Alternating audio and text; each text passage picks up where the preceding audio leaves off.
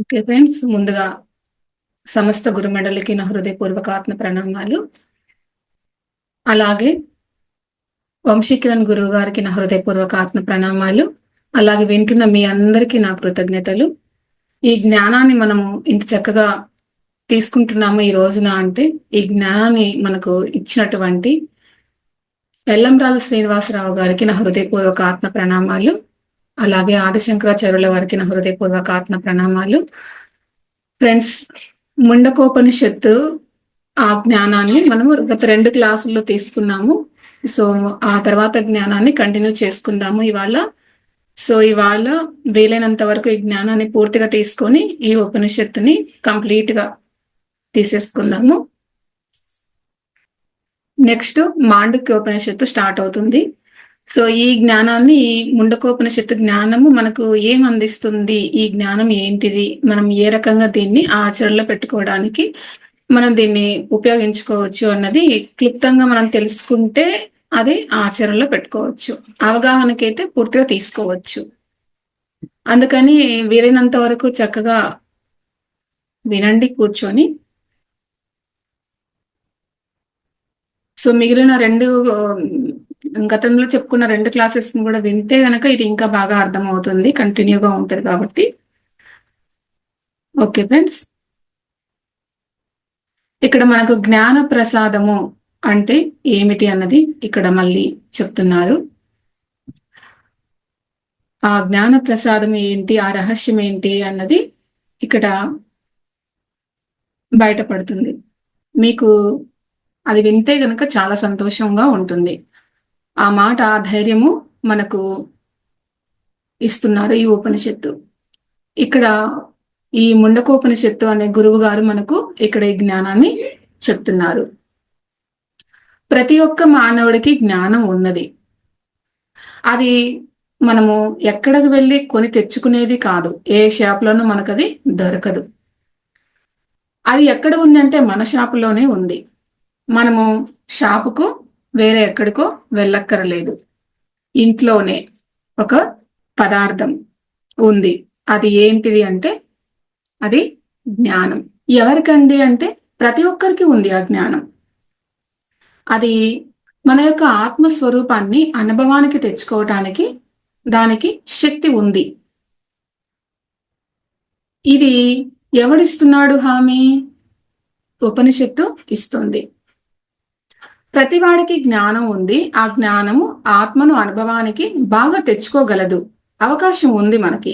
అయినా మనం ఎక్కడ దెబ్బతింటున్నాము? కారణం ఏంటో తెలుసా? అసలు ఈ నామరూప క్రియల తాలూకు ఆలోచనలు మనల్ని చంపుతున్నాయి. సో దానితో నిండిపోతోంది మన యొక్క జ్ఞానం పూర్తిగా. అందువల్ల అది అలాగ కలుషితమైపోతోంది. దీనికి మనకు అర్థమయ్యేలాగా ఒక ఉదాహరణతో వివరిస్తున్నారు. మన దగ్గర జలం ఉంది. ఆ జలము మేఘంలో నుంచి వచ్చింది. పరిశుద్ధమైన ఉదకమే అది. భూమి మీద పడింది, కాలువల్లో పడింది, కలుషిత మురికి నీరులో పడింది. సో అలాగ మురికి నీరుగా అది ఇప్పుడు పంపుల్లో వస్తుంది. ఏం చేయాలో ఇక్కడ మనకు తోచడం లేదు. దోష కలుషితం అయిపోయింది, నిర్మలంగా అది లేదు. అందుకే అది నీ అనుభవానికి రావడం లేదు. ఎందుకంటే దోష కలుషితంగా ఉంది కాబట్టి రావడం లేదు. సో అది లేక కాదు, అది తయారు కాక, కలుషితమైనది మళ్ళీ క్లియర్గా కాక అది ఉంది అక్కడే. అక్కడ జలమే, అది జలం కాక కాదు, జలమే. కానీ మురికితో కలిసి ఉంది. ఆ మురికిని మనము ఫిల్టర్ చేసుకోవాలి. జలం జలమే. మరి ఎప్పుడు అది నీ దగ్గరే ఉంది కదా. ఎప్పుడు నీవే అంటే ఆత్మతత్వాన్ని నీవు ఎప్పుడు కలిగి ఉన్నావు. దుమ్ము ధూళి పడ్డ అద్దంలాగా ఉంది ఇప్పుడు నీ ఆత్మ. ఆ దుమ్ము ధూళే ఈ కలలు. కలలు అంటే భాగాలు అని చెప్పుకున్నాము. సో అవే ఆలోచనలు కలత చెందిన నీరులాగా ఉన్నది. కనుక ఆ మాలిన్యాన్ని మనము క్షాళితం చేసే కొద్దీ ఏమవుతుంది అంటే స్వస్థమైన, శాంతమైన, స్వచ్ఛమైన ఆ నీకే అది కనపడుతుంది. అది ఏంటిది అంటే నీ మనస్సు. నీ మనస్సు శుద్ధి అవ్వడము అంటే అది. అప్పుడు సకలమైన మనస్సు నిష్కలమై పోతుంది. ఎప్పుడు మన మనసులో ఎప్పుడైతే మాలిన్యం అనేది చోటు చేసుకుందో, దాన్ని మనము ఎప్పుడైతే ప్యూర్ చేసుకుంటామో, అప్పుడు ఈ మాలిన్యం అంతా పోయి, మనసుకు పట్టినదంతా పోయి, అది ప్యూర్ గా తయారయ్యి నీకు ఆత్మస్వరూపాన్ని చూపించగలదు. నువ్వు అప్పుడు పట్టుకోగలవు.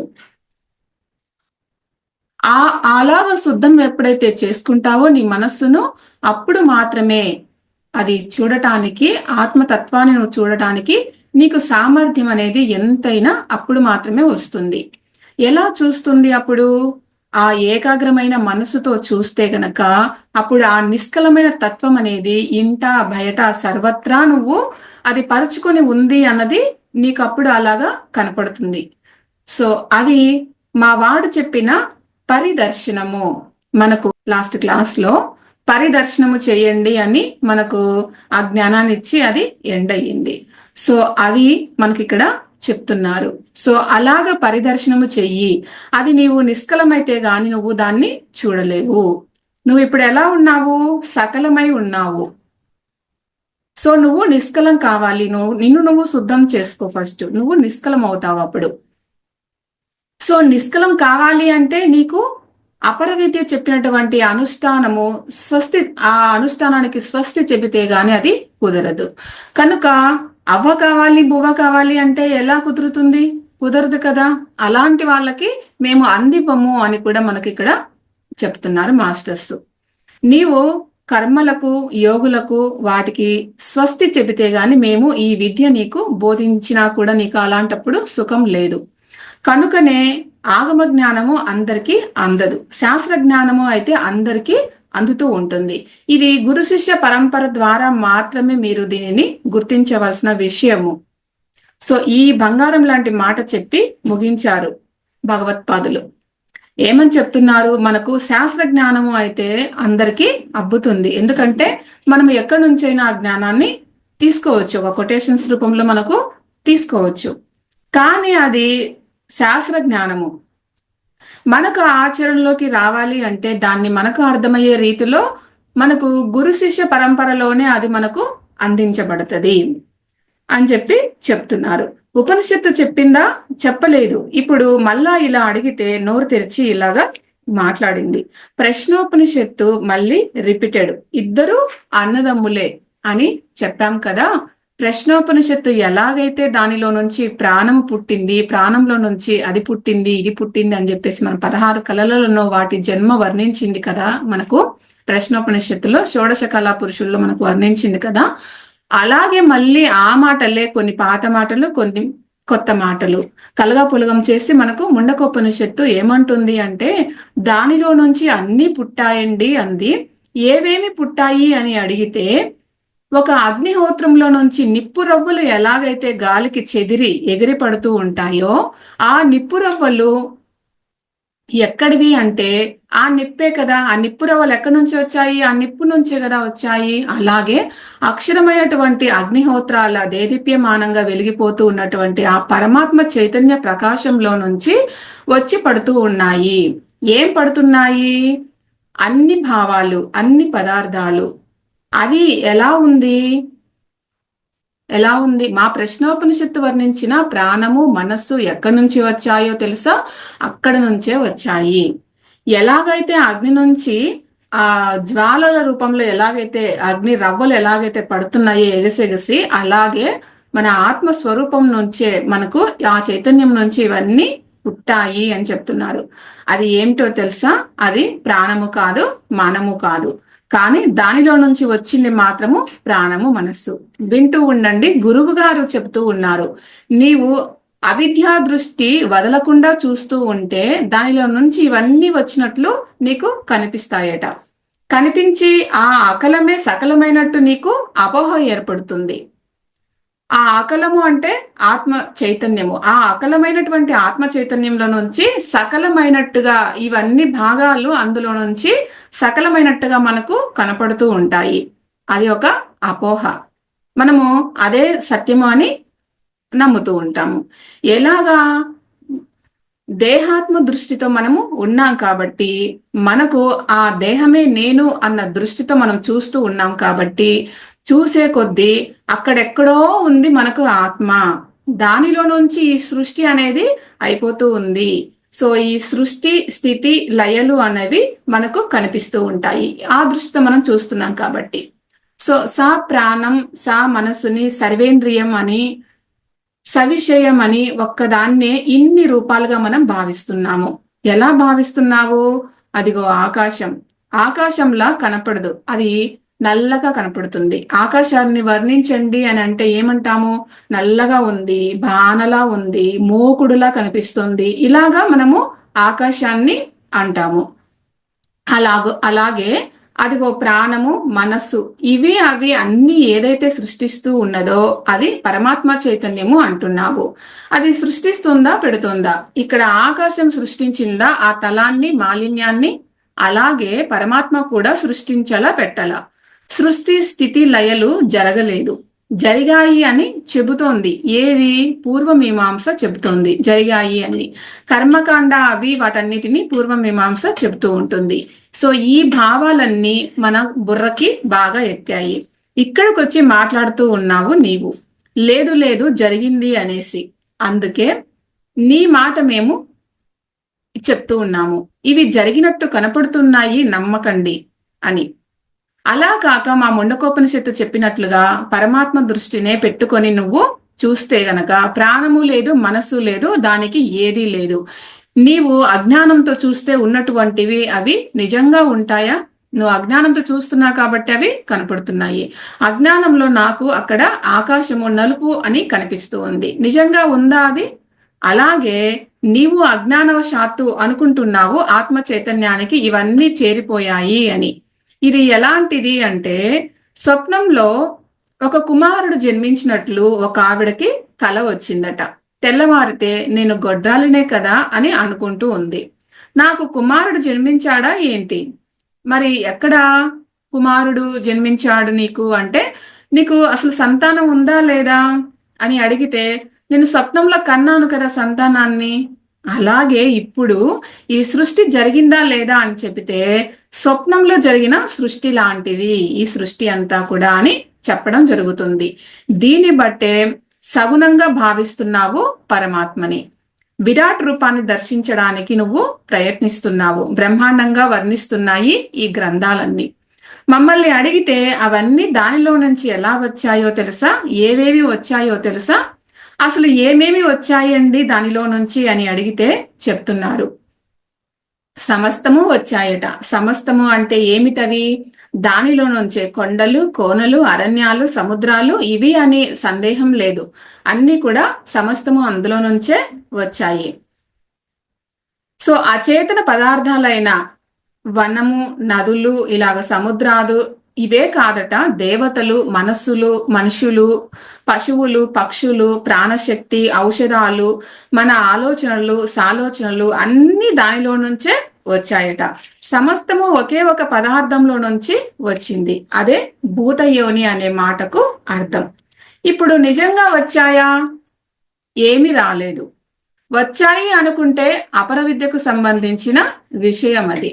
రాలేదు అని చూస్తే పరవిద్యకు సంబంధించిన విషయం. ఈ రెండు భాగము మనము చూస్తూ ఉన్నాం. ఇప్పుడు వచ్చాయి అని ఎందుకు చెప్తున్నారు అంటే, వీటిని వాటిలో లయం చేసుకొని కేవలము ఆ బ్రహ్మతత్వాన్ని చూడటానికి చెప్పారట. అదేమిటి అంటే, ఇప్పుడు ఒక మాట వస్తోంది, వినండి. ముండకోపనిషత్తు యొక్క సారాంశం అంతా కూడా ఇది. అధ్యారోప అపవాద న్యాయము అనే ఒక న్యాయం ఉంది. అంటే నీవు ఇప్పుడు చూస్తున్న ప్రపంచము వాస్తవమా కాదా? నీవు వాస్తవము అని అనుకుంటే నీవు ఇక్కడ ఉన్నావు. నీవు చూసేది ఒకటి ఉంది, రెండు ఏర్పడుతున్నాయి.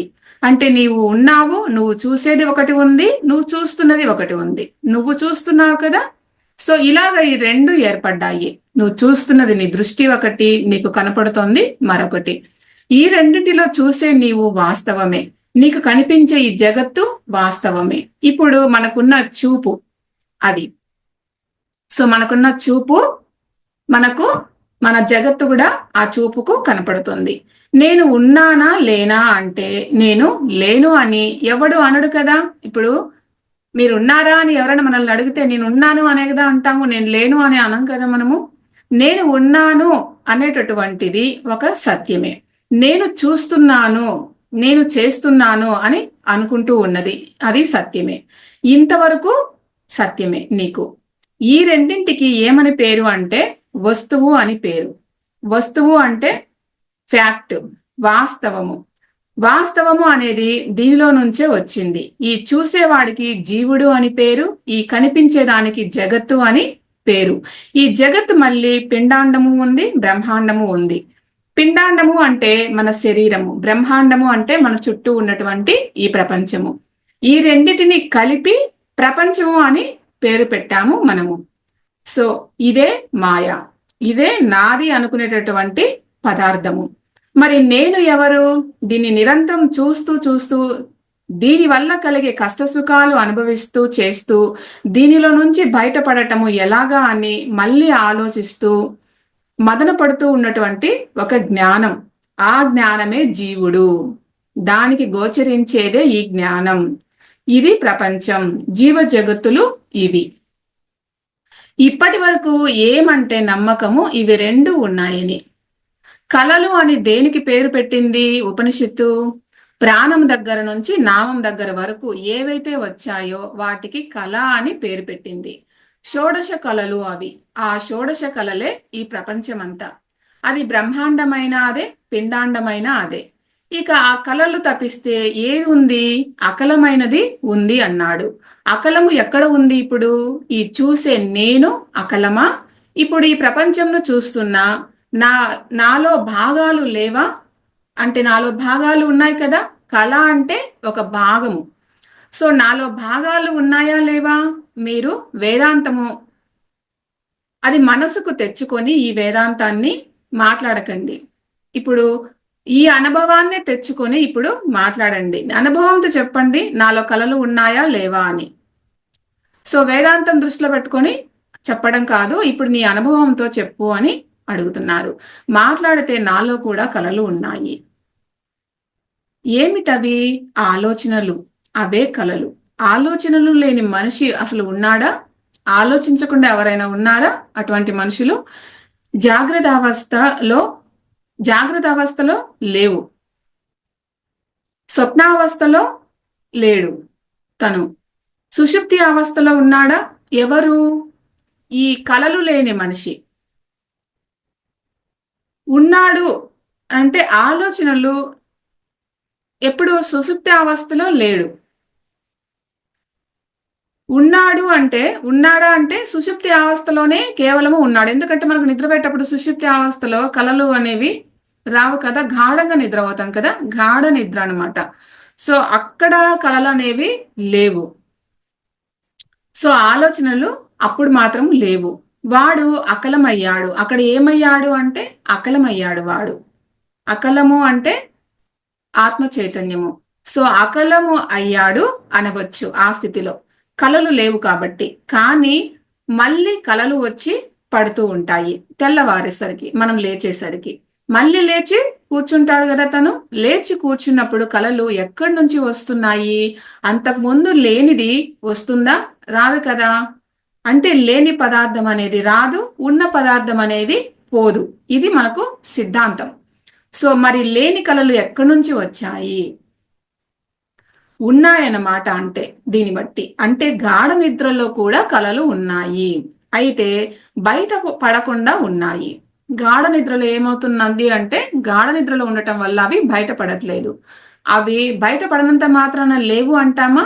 ఉన్నాయి. అవే మన యొక్క వాసనలు, గత జన్మ వాసనలు. అవి బయటపడితే వృత్తులు అవుతున్నాయి. అంటే జాగ్రత్త స్వప్నావస్థల్లో వృత్తి రూపకంగా అవన్నీ ప్రసరిస్తూ ఉన్నాయి. సుషుప్తిలో వాసన రూపకంగా అక్కడే ఆగిపోతున్నాయి. ఆగడము సాగడము వరకే తప్ప విడిచి పదార్థం లేకుండా అయితే పోలేదు. ఒకసారి ఆగుతుంది, ఒకసారి సాగుతూ ఉంది, అంతే తప్ప లేకుండా అయితే లేదు. అప్పటికి అవస్థాత్రయం అంతా కూడా నీవు కలలతోనే నిండిపోయావు. ఈ 3 జాములు కూడా నువ్వు పూర్తి కలలతోనే ఉంటున్నావు. మరి నీవు కలలతో నిండిపోయినప్పుడు నీవు చూసే ఈ ప్రపంచము అకలం ఎలా అవుతుంది? మొత్తం కూడా ఇదే ప్రసరిస్తూ ఉంది కదా, నీవు అకలం ఎప్పుడు అవుతావు? ఇంకా ఎలా అవుతావు? సో అది కూడా సకలమే. ఇంతకు ముందే మనం చెప్పుకున్నాం కదా, నీ దృష్టి ఎలా ఉంటే సృష్టి అలా ఉంటుంది అని. సో నీ దృశ్యాన్ని బట్టి దృష్టిని బట్టి దృశ్యమా. దృశ్యము సకలమే ఎందువల్ల? దృష్టి సకలం కనుక. దృష్టి సకలమే ఎందువల్ల? దృశ్యము సకలం కనుక. అప్పటికి నీ జీవితం అంతా సకలము. సకలంతో పెట్టుకున్న సంబంధమే నీ జీవితం అంతా కూడా. సో ఇప్పుడు ఉపనిషత్తుని అడిగావు, దీనిలో నుంచి బయటపడటం ఎలాగా అని అడిగితే ప్రశ్నోపనిషత్తు సూచన చేసి వెళ్ళిపోయింది. ఏమని? నీవు పరిదర్శనము చెయ్యవయ్యా అని. నీవు పరిద్రష్టవు అయిపోవాలి. అప్పుడు ఈ కళలన్నీ లయమైపోతాయి. అప్పుడు కళా దృష్టే లయమైపోతుంది, నీ చూసే దృష్టే లయమైపోతుంది, నువ్వు పరిదృష్టవవ్వు అని మనకు ప్రశ్నోపనిషత్తు చెప్పింది. కళలు లయమైపోతాయి, అది దృశ్యం. కళా దృష్టి అనేది లయమైపోతుంది. ఆ దృశ్యము చూసే దృక్కు, దృశ్యము దాన్ని చూసే దృక్కు. అప్పటికి ఆ రెండు పోతే జీవభావం అనేది, జగత్ భావం అనేవి ఈ రెండు మిగిలిపోతాయి. ఆ భావం మిగిలిపోతుంది. ఎగిరిపోయి ఎక్కడికి పోతాయి ఈ భావాలు? కలలన్నీ లయమైపోయాయి. దేనిలో ఈ జీవుడు జగత్తు దేనిలో నుంచి వచ్చారో దానిలోనే లయమైపోయాయి. దేనిలో నుంచి వచ్చారు? ఆత్మలో నుంచి వచ్చాయి. ఆత్మ అంటే ఏమిటి? నిష్కలం అని చెప్తున్నాం. అంటే అర్థం ఏంటి అంటే కేవలము జ్ఞానము. కేవలము జ్ఞానంలో భాగాలు లేవుగా. ఆ జ్ఞానంలో ఏముంటుంది? భాగము. ఆకాశంలో మరి అది ఉందా భాగం అనేది? చిదాకాశంలో ఉందా? చిదాకాశం అంతే అది. దీనికి ఉపమానం ఏమిటి అంటే ఉపాయము ఏమీ లేదు. ఉపాయం ఏమిటి అంటే అది లేదు. దీనికి సకలమైన దృష్టిని నువ్వు మార్చుకో, నిష్కలంగా నువ్వు చూడటము నేర్చుకో అని చెప్తున్నారు. నిష్కలంగా నేర్చుకోవడము ఉపాయము, ఇలాగా నేర్చుకో అని చెప్తున్నారు. సో నిష్కలంగా నేర్చుకోవడం వచ్చినప్పటికీ నీ మనస్సు నిష్కలంగా అది మారిపోతుంది. మరి అది ఎలాగ సాధించాలి అని అంటే చెప్తూ ఉంది. ఎక్కడైతే ఈ ఆకాశం దగ్గర నుంచి ఈ పృథ్వీ వరకు గుప్తంగా బయటపడకుండా ఉండిపోయాయో అదే స్థానం అనే మాటకు అర్థము దాన్ని పట్టుకో, మిగతావన్నీ కట్టిపెట్టు, మిగతా వాటిపై మనస్సు నువ్వు పెట్టవద్దు అని చెప్తుంది. ప్రశ్నోపనిషత్తు పరిదర్శనము అన్నది కదా, ఆ మాటే అన్నది ముండకోపనిషత్తు కూడా. పరిపశ్యంతి, ఇప్పుడు సర్వము ఆత్మస్వరూపంగా నీకు దర్శనం ఏర్పడుతుంది. అయితే నీవు ధీరుడవై అలాంటి విజ్ఞానాన్ని నువ్వు సంపాదించు. అప్పుడు ఇవన్నీ నీకు ఏకమైపోతాయి, దానిలో లయమైపోతాయి. లయమైతే ఆ పరిస్థితి ఎలాంటిది? అద్భుతమైన అనుభవాన్ని అందించేటటువంటి ఆ పరమ రహస్యం ఇది. ఉపనిషత్తులోనే ఆగమ ఉపదేశము జరిగిపోతూ ఉన్నది. నీవు నీ ముందు చూస్తూ ఉన్నటువంటిది బ్రహ్మమే అని నువ్వు చూడు. అప్పుడు అమృతము, మృతి లేదు అంటే ఏది ఇక్కడ మారడం లేదు. మారితేనే కదా మరణం అనేది. కేవలము బ్రహ్మమే కనిపిస్తూ ఉన్నప్పుడు మార్పు ఏమున్నది? ఇంకా ఏమునండి? మా వెనకాల ఏమైనా మారుతుందేమో ఏదైనా పదార్థము? లేదు. వెనకాల కూడా నువ్వు బ్రహ్మమునే చూడు, అప్పుడు ఇక మార్పు లేదు. సరే, మరి పక్కల వైపు కనిపిస్తుందేమో కదా మార్పు అనేది. అంటే ఆ కుడివైపు కూడా ఎడమ వైపు కూడా నువ్వు బ్రహ్మమునే చూడు. మరి క్రింద పైన కూడా అంతా కూడా బ్రహ్మమునే చూడు. మరి మధ్యలో ఏదైనా దూరుతుందేమో అంటే అక్కడ చీమ దూరడానికి కూడా అవకాశం లేకుండా నువ్వు చూడు. మా వాడు చెప్పాడు కదా, అందరికంటే పెద్దన్నయ్య ఎవరు అంటే మనకు ఈశ్వర స్వరూపము చీమ దూరడానికి కూడా లేకుండా ఈ ఈశ్వర స్వరూపము సర్వము వ్యాపించి ఉంది మనకు అని ఈశావాపనిషత్తు పెద్దన్నయ్య చెప్పాడు. ఆ భావంతోనే నువ్వు పట్టుకో, ఈశావాసంలో అనే ఈ వాసనను నువ్వు పట్టుకో అని చెప్పేసి చెప్తున్నారు. ఇక మిగతా ఏ ఆలోచననైనా సరే నువ్వు ముండనం చేసుకో. నువ్వు చూసే దృష్టి అంటే సర్వము ఈ బ్రహ్మాండాన్ని అంతా కూడా బ్రహ్మ దృష్టితోనే నువ్వు చూడు. బ్రహ్మమునే చూడు మొత్తం కూడా. మిగతా ఏదైనా ఆలోచన ఉంటే దాన్ని పూర్తిగా నువ్వు ముండనం చేసేసుకో. తత్కేనా అనేది అది సన్యాసం. సన్యాసం ఎక్కడ ఉంది? ఆ త్యాగమే సన్యాసం. సో ఈ ప్రపంచం మొత్తం కూడా బ్రహ్మమే, విశ్వం కాదు, ఇది విభువు. సో అయితే మరి ఈ టెక్నిక్ ని ఏదో చెప్తానన్నారు మీరు, ఆ దర్శనం చేసే విధానము అని అడుగుతున్నారు.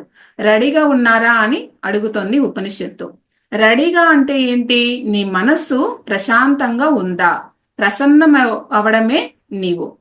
దగ్గరకొచ్చి కూర్చున్నావా అంటే ఊరుకు కూర్చోవటం కాదు. ఉపనిషత్తు అంటే దగ్గరకు వచ్చి కూర్చోవటము అని కాదు అర్థం.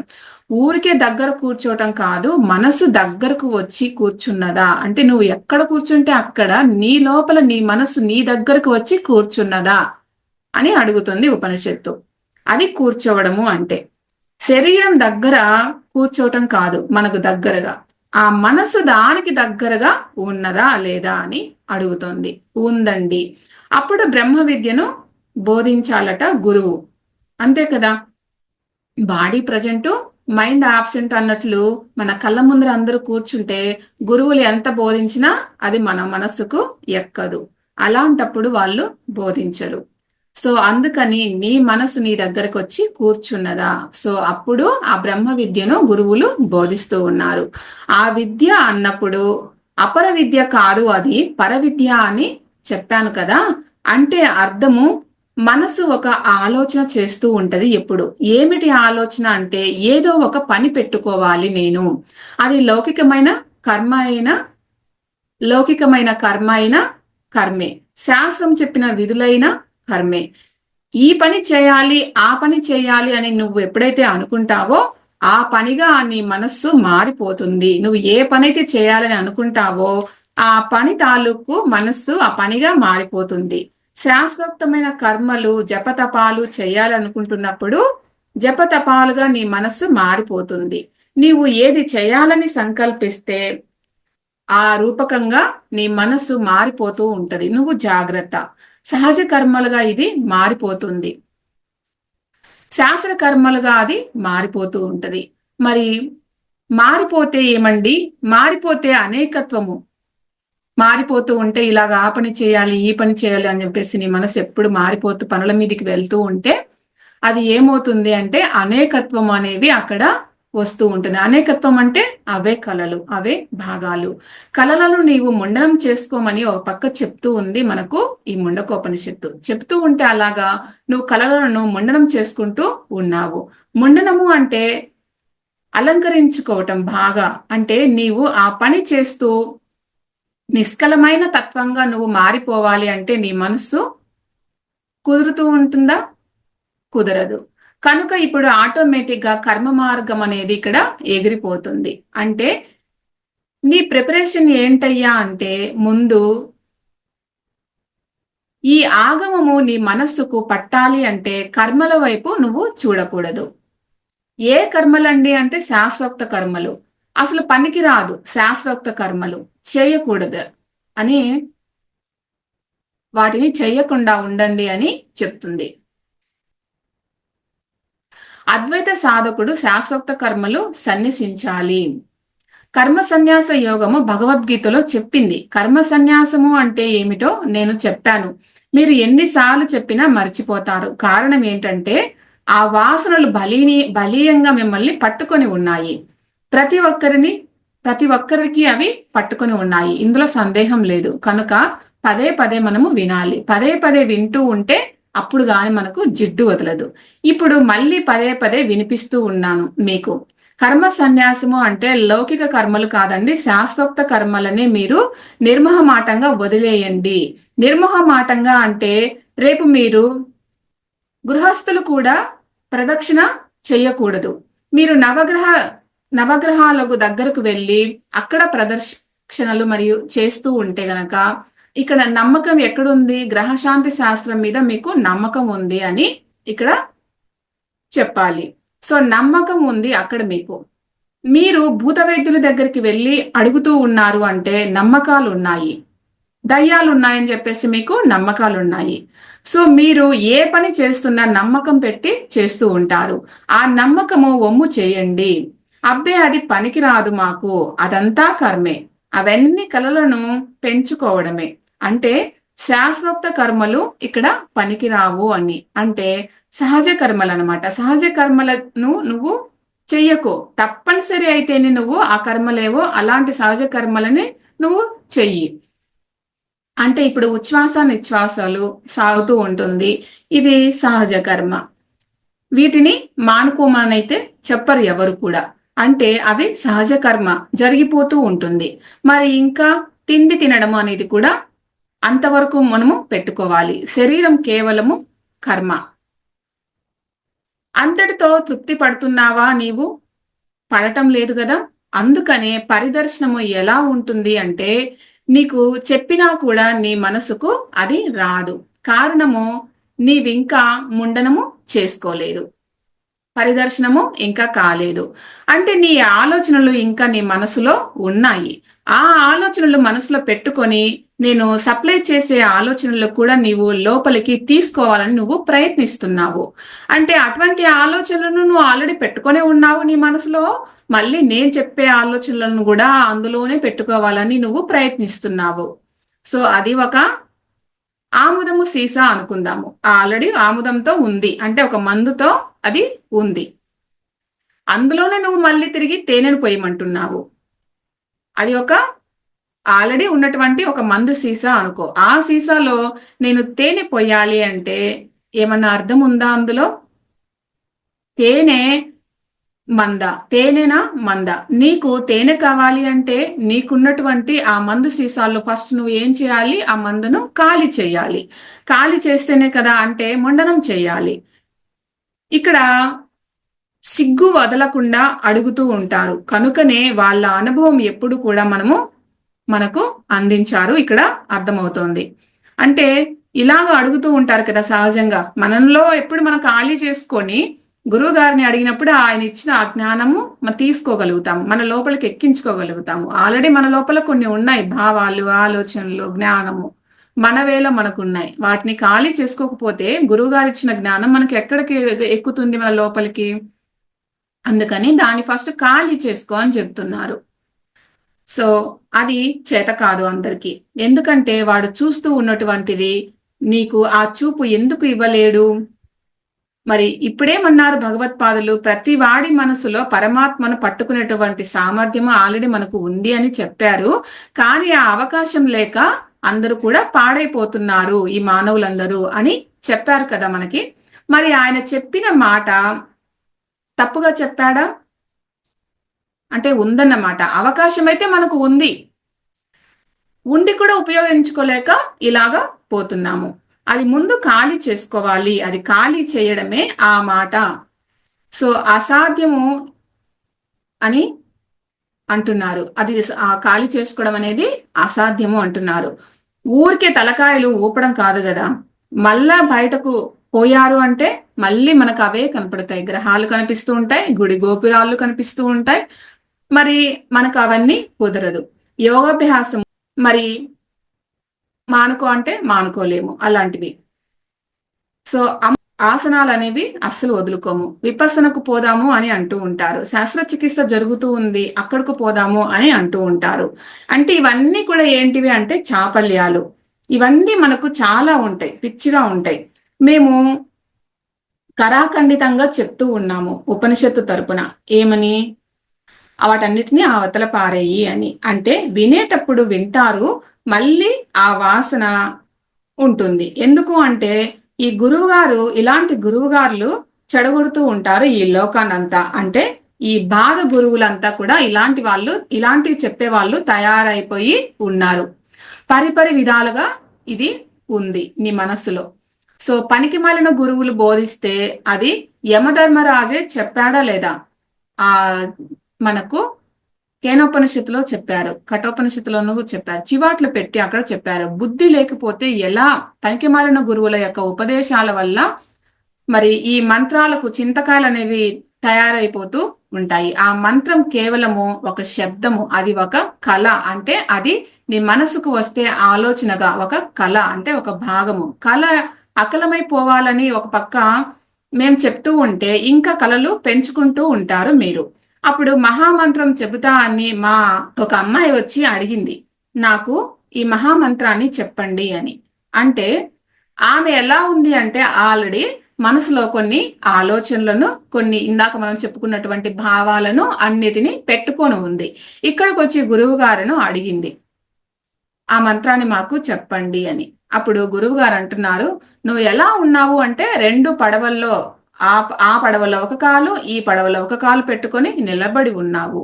మరి ఒక పడవ అటు వెళ్తుంది, మరో పడవ ఇటువైపు వెళ్తుంది. అప్పుడు నువ్వేమైపోతావు? కింద పడి చస్తావు అని చెప్పేసి, ఆ పడవ కదులుతూ ఉన్నప్పుడు నువ్వు కింద పడి చస్తావు కదా అని చెప్పేసి చెప్తూ ఉన్నారు.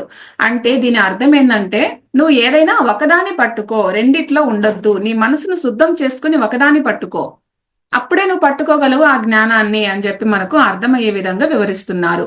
సో అపరివిద్య అని తోసి పారేస్తూ ఉన్నారు. ఎక్కడున్నావు నీవు? విజ్ఞానం దగ్గర నుంచి తోసి అవతల పారేస్తూ ఉంటే ఇంకా మంత్రాలంటావేమిటి? మరి ఉపాసను, ఒక దేవతను పట్టుకుంటే వాడు ఒక కళే. దేవతను మనం పట్టుకున్నా కూడా అది కూడా ఒక కళే. దేవతలు, మనుషులు అందరూ కళలే. సో ఆ కళలో నుంచే వచ్చారు అని చెప్తూ ఉన్నారు. ఇంకా నీవు దేవతను పట్టుకొని ఉపాసన చేస్తావు అని అంటావు. ఇది ఉపాసన చేసే బ్రహ్మం కాదు అని మనకు ఉపనిషత్తు చెప్తూ ఉంది. మరి ఏంటండి అంటే, మనసు ఖాళీ అయ్యిందా లేదా? ఇప్పుడు మాట్లాడుతూ ఉంటే మనసు ఖాళీ అయిపోతూ ఉంది. ఇక దేని మీద ఆలోచన లేదు కదా. అప్పుడు ఏమైంది? ఆ మనసు ఏమైంది అంటే, ఆ మనసు ఇప్పుడు సకలం అవ్వదు. ఖాళీ అయిపోయినప్పుడు ఆ మనసు ఏమవుతుంది? అకలం అయిపోతుంది. సో ఏ ఆలోచన లేకుండా ఇప్పుడు అకలమైన మనస్సు కూర్చుంటది. అది చూపు. అప్పుడు పరిదర్శనము. అకలమైపోయింది కదా, సకలము కాస్త అకలమైపోయింది. అప్పుడు పరిదర్శనం చెయ్యి. పరిదర్శనము అని అంటే, భూతకాలం మీద నీ దృష్టి పోయింది అంటే గనక అది ఖాళీగా మళ్ళీ కనపడదు. సో భవిష్యత్తు మీదకి నీ దృష్టి పోయింది అంటే అది ఖాళీగానే కనిపిస్తుంది. అంటే నువ్వు ఎప్పుడైతే సకలం కాస్త అకలం చేసుకున్నావో, అకలమైనప్పుడు మాత్రమే నీ మనసు భూతకాలంలోకి వెళ్ళినా అది నీకు ఖాళీగానే కనపడుతుంది. నీకు భవిష్యత్తు కాలంలోకి వెళ్ళినా కూడా అది ఖాళీగానే కనపడుతుంది. అలాగే వర్తమానంలో, ఇప్పుడు మనం ప్రజెంట్ లో నీవు ఉన్నప్పుడు కూడా అది నీకు ఖాళీగానే అనిపిస్తుంది. భూత, భవిష్యత్తు, వర్తమానాలు 3 స్థానాల్లో నీకు ఖాళీ స్థానమే కనపడుతుంది సకలం కాస్త ఆకలం చేసుకున్నప్పుడు. ఆ ఖాళీలో చేరిపోయిన పదార్థాలు నీకు కనపడవు. ఈ ఖాళీలో ఎన్నో పదార్థాలు ఉంటాయి. మనము ఖాళీ అయిపోయినప్పుడు ఇందులో ఏర్పడిన పదార్థాలు ఏవి మన కంటికి కనపడవు. ఆ చేరిన పదార్థాలన్నీ ఏవో కాదు, అవన్నీ కలలే. సో ఆ ఖాళీయే అకలము. ఖాళీ నీకు కనపడుతోంది అంటే నువ్వు అకలంలో ఉన్నావు. అకలం మీద ఆరోపితమైన సకలము. ఆరోపితమైనది ఏంటిది అంటే సకలము. కళలన్నీ దేని మీద ఆరోపితం అవుతాయో అది అకలము. ఇప్పుడు ఈ పృథ్వీ, వాయువు, అగ్ని, తేజస్సు, దీని మీద ఇవన్నీ వచ్చి పడ్డాయి. ఆకాశం మీద వచ్చి పడ్డాయి ఇవన్నీ. ఇప్పుడు పృథ్వీ ఎక్కడ ఉంది? సముద్రం ఎక్కడ ఉంది? అసలు ఈ భూమి ఎక్కడ ఉంది అంటే ఆకాశంలో కాక ఇవన్నీ ఎక్కడున్నాయి? సముద్రం ఎక్కడుంది? ఆకాశంలోనే కదా. సో ఈ తేజస్సు, సూర్యమండలం ఎక్కడ ఉంది అంటే ఆకాశంలోనే. వాయువు ఎక్కడ ఉంది అంటే ఆకాశంలోనే. ఇలా మిగతా 4 భూతాలు అన్ని కూడా ఖాళీలోనే కదా ఉన్నాయి. సో ఇప్పుడు ఆరోపితం ఏదంటే ఈ 4. అధిష్టానం ఏదండి అంటే ఆకాశం. అర్థమవుతోంది కదా. ఇప్పుడు నీ దృష్టి ఎక్కడ ఉంది అంటే, నీ దృష్టి బ్రతికి ఉన్నంత కాలము ఎక్కడ ఉంది? ఆకాశంలోనే ఉంది. ఆకాశంలో ఉన్న పదార్థాల మీద ఉంది నీ దృష్టి. ఆకాశంలో ఉందా ఖాళీగా? ఆకాశం చూస్తూ ఉందా? ఏమి కనపడకుండా ఉందా? ఆకాశము అంటే పైన ఉన్న బ్లూగా కనపడే అది కాదు. ఆకాశము అంటే ఖాళీ. మన చుట్టూ ఉంటుంది ఖాళీ, మన వెనక ఉంటుంది, మన లోపల కూడా ఉంది. ఎక్కడ చూస్తే అక్కడ ఈ ఖాళీ ఉంది. అదే ఆకాశతత్వము. సో ఆకాశంలో ఉన్న పదార్థాల మీద ఇప్పుడు నీ దృష్టి ఉంది. నీకు ఖాళీ కనిపిస్తలేదు, ఖాళీని అసలు పట్టించుకోవు, అక్కడున్న వస్తువుల మీదకే నీ దృష్టి వెళ్ళిపోతూ ఉంటుంది. ఇప్పుడు మన ఊరు ఎక్కడ ఉంది? ఆకాశంలోనే కదా ఉంది. నీ దృష్టి ఆకాశం మీద లేదు, నీ దృష్టి ఎక్కడుందంటే నీ ఊరి మీద ఉంది. సో ఇలా అనమాట. అలాగనే మనకున్న ఇప్పుడు షాపులు ఉంటాయి, ఆ షాపులో కొన్ని పదార్థాల మీద ఉంటుంది మన దృష్టి, అందులో ఉన్న ఖాళీ మీద మన దృష్టి ఉండదు. అలాగనే ఇంకా ఎక్కడ ఉంటుంది? జోబిలో ఖాళీ ఉంది, కానీ ఆ జోబిలో ఉన్న డబ్బు మీద ఉంటుంది మన దృష్టి, మన కంటికి అవి కనపడతాయి అన్నమాట. సో అన్ని ఆకాశంలోనే ఇవన్నీ ఉన్నాయి. సో నీ వ్యవహారం అంతా ఎక్కడుంది అంటే కలలలో జరుగుతూ ఉంది, అంటే భాగాలతో జరుగుతూ ఉంది. అకలము ఆకాశమే, అయితే అకలం మీదకి నీ దృష్టి పోవట్లేదు, కానీ నీ దృష్టి పోకపోయినా కూడా వస్తు సిద్ధంగా ఉన్నదది. నీకు బుద్ధి సిద్ధము అవ్వట్లేదు. అనుభవం ఏదో తెలుసా? వస్తు సిద్ధంగా ఉన్నది అది అనుభవం కాదు. అనుభవం ఎప్పుడవుతుంది అంటే బుద్ధి సిద్ధమైతే. నిన్ననే మనము చెప్పుకున్నాం ఒక మాట, అనుభవ అనే మాటకు అర్థం చెప్పారు, అనుసరించి ఉండడము అని. ఆ వస్తువును అనుసరించి నీ బుద్ధి ఉండాలి. వస్తువు ఆకాశం, నీ బుద్ధి ఆకాశం కాదు. పృథ్వీ, తేజస్సు, అగ్ని, వాయువు. ఇప్పుడు నీవేం చేయాలి? ఖాళీ చేయాలి ఇవన్నీ. పృథ్వీ, ఆ అగ్ని, తేజస్సు, వాయువు ఇవన్నీ, వీరి తాలూకు ఆలోచనలను నువ్వు ఖాళీ చేసేస్తే ఆకాశము అక్కడ మిగిలిపోతుంది. నీవు ఖాళీ అవకముందే నీకు ఆ ఖాళీ కాకముందు ఆకాశం ఉంది, నువ్వు అది వస్తుతతంగా ఉంది. నీవు ఖాళీ చేసుకుంటున్నప్పుడు ఆ సాధన మార్గంలో కూడా ఆకాశం ఉంది, అంటే ఖాళీ ఉంది. నీవు ఖాళీ చేసుకుని దాని వైపే చూస్తూ ఉండు, అప్పుడు అది ఉంది అక్కడ. ఈ ఆరోపితాన్ని అధిష్టానంలో కరిగించి పారేయాలి. ఈ కలలన్నీ ఒక్కొక్కటే దానిలో కరిగించి పారేయమని ఇక్కడ చెప్తున్నారు గురువు గారు. అది దాని అర్థం. ఎలా కరిగించాలండి? మళ్ళీ ఇక్కడ ప్రశ్న. వస్తువు అయితే అది కుదరదు కరిగించడము, ఆభాస అయితే అది కరుగుతుంది. ఇది మనము ఎప్పటికీ యావజ్జీవం మర్చిపోవద్దు. వస్తువుగా అయితే అది కరగదు, ఆభాసగా అయితే అది కరుగుతుంది. అది ఎలాగా అన్నది కూడా చెప్తున్నారు. ఇప్పుడు ఒక అద్దంలో ఎన్నో పదార్థాలు కనిపిస్తాయి. ఆ అద్దాన్ని బోర్లించేశావు అంటే అన్ని మాయమైపోతాయి, అంతే కదా? ఒక అద్దంలో ఎన్నైనా కనపడతాయి, ఆ అద్దాన్ని బోర్లిస్తే అన్ని మాయమైపోతాయి. మరి ఏంటివి పోయాయి? ఆ అద్దంలో ప్రతిఫలించినవి పోయాయి. ఏవి పోలేదు, నిజానికి వస్తు రూపకంగా ఉంది, కానీ అద్దంలో కనపడ్డవి అద్దంను బోర్లించినప్పుడు అన్ని పోయాయి. సో యువతల అద్దంకి యువతలు ఉన్నవైతే పోలేదు, అద్దానికి యువతలు ఉన్న బింబాలు అద్దం బోర్లించినా అవి పోవు. అద్దం బోర్లిస్తే పోయేవి, అద్దంలో బోర్లించిన ప్రతిఫలించిన ప్రతిబింబాలు పోతున్నాయి. అద్దంను బోర్లించినప్పుడు అందులో ప్రతిఫలించిన ప్రతిబింబాలైతే పోతున్నాయి. ప్రతిబింబాలు ఎందుకు పోయాయి? అవి మనసు కాదు, ఆభాస. ఆభాస అయితే పోతుంది, అంటే అది వస్తువు కాదు, దానిలో ప్రతిబింబించింది మాత్రమే పోతుంది, వస్తువు కాదు కదా పోయింది. ఆభాస అయితే పోతుంది. అలాగా ఇప్పుడు ఇది ఒక పెద్ద అద్దం, ఇదంతా ఒక పెద్ద అద్దం. ఏదండి అంటే మన జ్ఞానం. అద్దమా? అవును. చూస్తున్నారా లేదా ఆ అద్దాన్ని?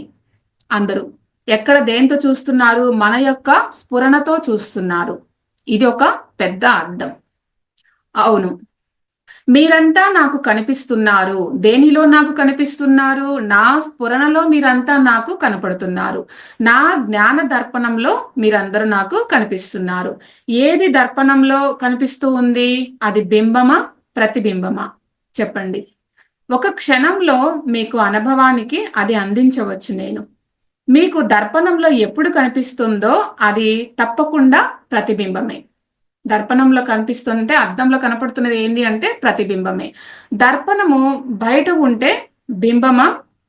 దర్పణముకు బయట ఉంటే బింబమా? ఇప్పుడు నా దర్పణం ఎలాంటి దర్పమో తెలుసా? ఆ దర్పణము మొత్తం ఆకాశం అంతా అందులో వ్యాపించి ఆ దర్పణము కనపడుతుంది. ఏది అది జ్ఞానము? ఇప్పుడు ఆకాశం ఉంది అని చెప్తూ ఉంది. ఏది? నా జ్ఞానం. ఆకాశము దేనిలో నుంచి వచ్చింది? నీ స్ఫురణలోనికి వచ్చింది ఆకాశం. ఏది ఏది పెద్దది ఇందులో అంటే నీ జ్ఞాన దర్పణము పెద్దది. అది జ్ఞేయం. ఫ్రెండ్స్, డిస్టర్బెన్స్ ఏమైనా వస్తుందా? రాలేదు కదా? ఓకే. అది జ్ఞేయము. లోపలికి వచ్చిందే ప్రతిబింబము, వెలుపల ఉన్నది బింబం. ఒక్క నిమిషం ఫ్రెండ్స్, నేను మ్యూట్ చేస్తున్నా. ఓకే, కంటిన్యూ చేస్తున్నాం.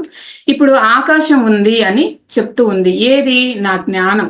ఆకాశం దేనిలోకి వచ్చింది? నీ స్ఫురణలోనికి వచ్చింది. ఏది పెద్దది ఇక్కడ? నీ జ్ఞాన దర్పణం అనేది పెద్దది. అది ఉన్నది బింబము. నా జ్ఞానానికి వెలుపల అనేది లేదు. మొత్తము నా జ్ఞానమే కదా, నా చుట్టూ అంతా నేను చూస్తున్నా, స్ఫురణతో నేను చూస్తూ ఉన్నాను. సత్యం, జ్ఞానం, అనంతం బ్రహ్మ. అనంతము అన్నప్పుడు వెలుపల లేదు కదా. ఇక ప్రతి ఒక్కటి నా జ్ఞానంలోనికి రావలసిందే. వస్తే అది బింబత్వాన్ని కోల్పోతుంది. ప్రతిబింబంగా అది మారవలసిందే. ప్రతిబింబంగా మారితే అది ఏమవుతుంది? ఆభాస అవుతుంది. అంటే అది అబద్ధం. ప్రతిబింబంగా మారింది అంటే ఉన్నదంతా అబద్ధమని.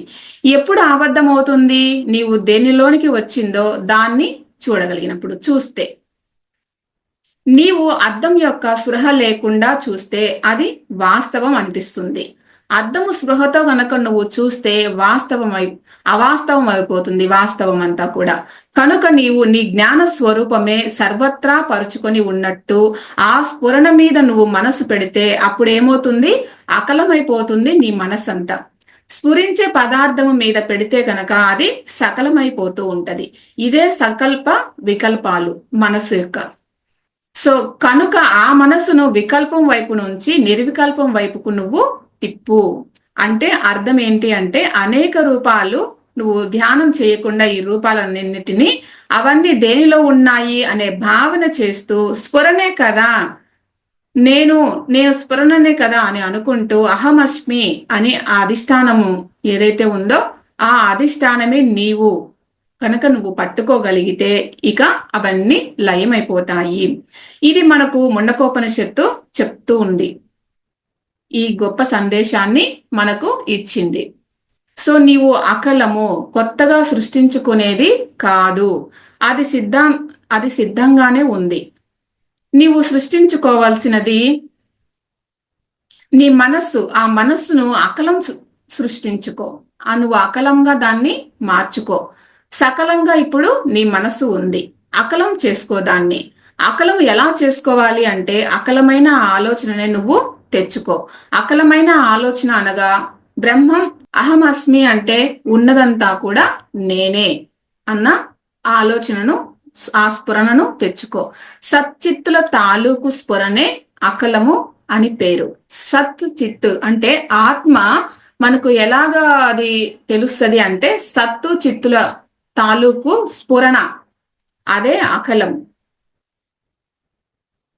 సో సత్ విశేషాలు సిద్ విశేషాల తాలూకు స్ఫురణకే అకలము అని పేరు. విశేష స్ఫురణను మానుకోలేవా అంటే మనకు ఈ సత్ విశేషాలు సిద్ విశేషాల గురించి ఇంకొక క్లాస్ లో క్లియర్ గా తెలుసుకుందాం ఫ్రెండ్స్. సో ఈ స్ఫురణకే సకలము అని పేరు. విశేష స్ఫురణను మానుకోలేవా? నీవు ఏ విశేషము చూడకుండా కాసేపు కూర్చోలేవా? నీవుగా ఉండలేవా? నీవు ఎప్పుడు నీదిగానే నువ్వు మారిపోవాలి. నీవుగా ఉండాలి. సో దాన్ని మార్చుకో. నీవుగా ఉండగలవు. నీవుగా లేకుండా నీది రాదు. ఆ నీవుగా ఉండడమే మనకు ఇప్పుడు ఈ ముండకోపనిషత్తు చేస్తున్నటువంటి ఉపదేశము. ఇది ముండకోపనిషత్తు యొక్క సారాంశము. ఇది ఫ్రెండ్స్ ముండకోపనిషత్తు మనకిచ్చినటువంటి జ్ఞానము. సకలమైన మనస్సును అకలము చేసుకో.